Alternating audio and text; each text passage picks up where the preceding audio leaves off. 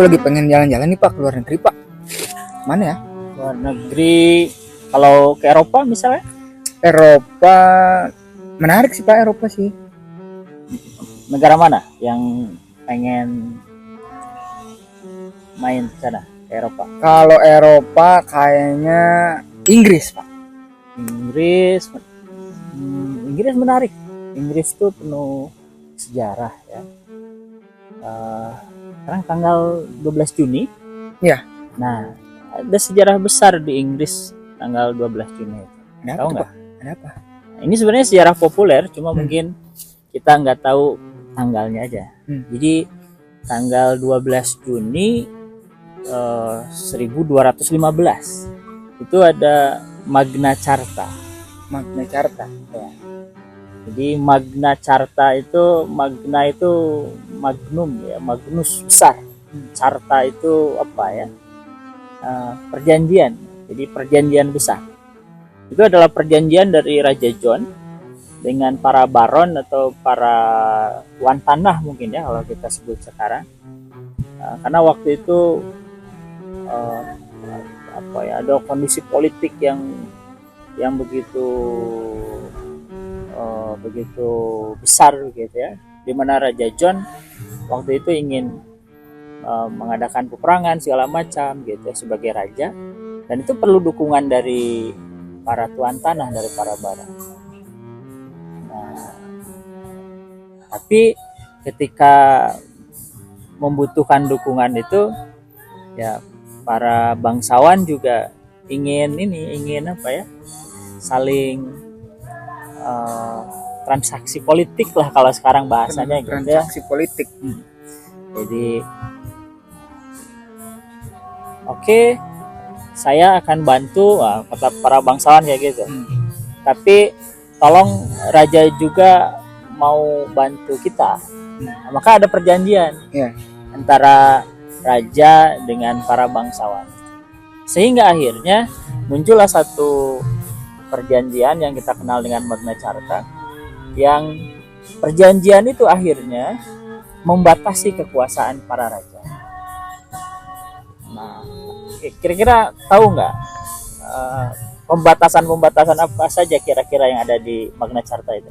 Nah itu dia Pak, aku nggak tahu. Apa pembatasan apa aja? Misalkan ya, mungkin kalau bagi kita hari ini itu ya memang begitu kan. Misalkan raja harus didasari atas hukum, raja tidak boleh sewenang-wenang misalkan. Ya kalau sekarang kan itu ya memang harus begitulah. Ya kayak presiden dibatasi 5 tahun. Misalkan ya gitu ya, atau presiden nggak boleh nangkep warga sembarangan, gitu ya. Harus ada landasan hukumnya, harus ada pengadilannya. Nah kalau sekarang itu kan sesuatu yang biasa, tapi pada waktu itu adalah satu hal yang luar biasa, karena kebiasaan waktu itu di sebuah masyarakat feodal. Ya, masyarakat feodal itu artinya masyarakat yang didasari atas penguasaan tanah. Penangkapan oleh para penguasa terhadap warga kecil yang tidak punya apa-apa itu menjadi seolah-olah biasa saja. Jadi dengan adanya Magna Carta itu, maka raja dipaksa untuk membatasi kekuasaannya, tidak berlaku sewenang-wenang. Nah, sehingga akhirnya Magna Carta ini menjadi sesuatu yang sangat penting dalam catatan bagi era modern sekarang ini, bagi catatan pertumbuhan hak asasi manusia dan pembatasan kekuasaan.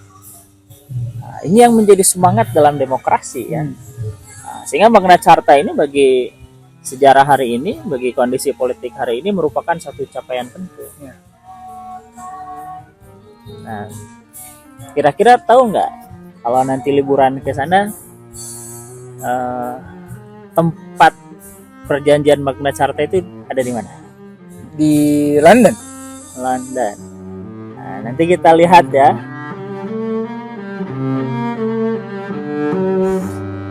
Jadi Pak, apa hubungannya sama liburan ke Inggris Pak?